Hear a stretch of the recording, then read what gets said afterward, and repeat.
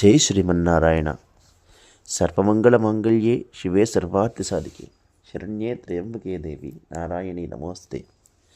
భక్తాభీష్టప్రదాయిని ధర్మ సంవర్ధిని అయిన జగన్మాత శ్రీ మహాలక్ష్మీదేవి తన అష్టవిధి అంశాలతో అష్టలక్ష్మి రూపాలలో ఈ జగత్తును పరిపాలిస్తోంది. విష్ణుమూర్తి ధరించిన దశ అవతారాలు ఏ రకంగా పరిణామక్రమాన్ని సూచిస్తూ జగత్ కళ్యాణానికి ఉద్దేశించబడ్డాయో అదే రీతిగా విష్ణువత్ని లక్ష్మీదేవి దాల్చిన అవతారాలు కూడా జగత్ కళ్యాణానికి ఉద్దేశించబడినవే. స్థితి కార్యనిర్వహణలో లక్ష్మీనారాయణులు ఇరువురు సమాన బాధ్యతను వహిస్తారు. ధర్మ సంరక్షణ, సమాజ సంక్షేమం కోసం దుష్ట శిక్షణ చేసి శిష్ట రక్షణ చేస్తాడు నారాయణుడు.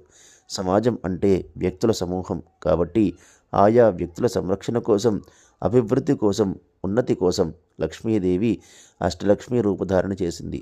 ఒక మాతృమూర్తి తన కన్న బిడ్డలని సరైన మార్గంలో పెట్టడం కోసం రోజు ఎన్నో రకాల అవతారాలను ఎత్తుతుంది. వాత్సల్యపూరితంగా అనునయిస్తూనే తప్పు చేస్తే దండిస్తుంది. మనకు విద్యాబుద్ధులు నేర్పిన ప్రథమ గురువు అయిన ఆ తల్లే అవసరమైనప్పుడు ధైర్యాన్ని నూరిపోసి వీరత్వాన్ని వృద్ధి చేస్తుంది. ముఖ్యంగా ధర్మచింతన, యుక్త విచక్షణ జ్ఞానం, కరుణ, జాలి, వివేకం ఇవన్నీ ఆ అమ్మ పెట్టిన భిక్షలే. ఒక సాధారణ మాతృమూర్తే తన పిల్లల కోసం ఇంత కష్టపడుతూ ఉంటే ఆ జగన్మాత లక్ష్మీదేవి సంగతి చెప్పాలా? అనేక కోట్ల జీవరాశులలో ఎవరికి ఏ కష్టం వచ్చినా అందరూ ఆ తల్లినే తలుచుకుంటారు. అందరికీ అన్ని రకాల శక్తులను అందించడం కోసం ఈ అష్టలక్ష్మి రూపాలను ఎంచుకుంది ఆ తల్లి.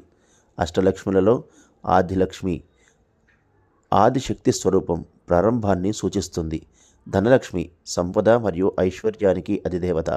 ధాన్యలక్ష్మి ఆహారం, పంటలకు అధిదేవత. గజలక్ష్మి ఐశ్వర్యం, శ్రేయస్సు, సంపదకు అధిదేవత. సంతానలక్ష్మి సంతానం, సంతృప్తికి అధిదేవత. విజయలక్ష్మి విజయం, విజయానికి అధిదేవత. విద్యాలక్ష్మి జ్ఞానం, విద్యకు అధిదేవత. ధైర్యలక్ష్మి ధైర్యం, శక్తికి అధిదేవత. అష్టలక్ష్మి స్తోత్రం అంటే 8 రూపాలలో ఉన్న లక్ష్మీదేవిని స్తుతించడం. ఇది సంపద, శ్రేయస్సు, జ్ఞానం, ఆరోగ్యం, విజయం వంటి అష్ట ఐశ్వర్యాలను ప్రసాదిస్తుందని, జీవితంలోని కష్టాల నుండి బయటపడి సుఖశాంతులు పొందవచ్చని విశ్వసిస్తారు.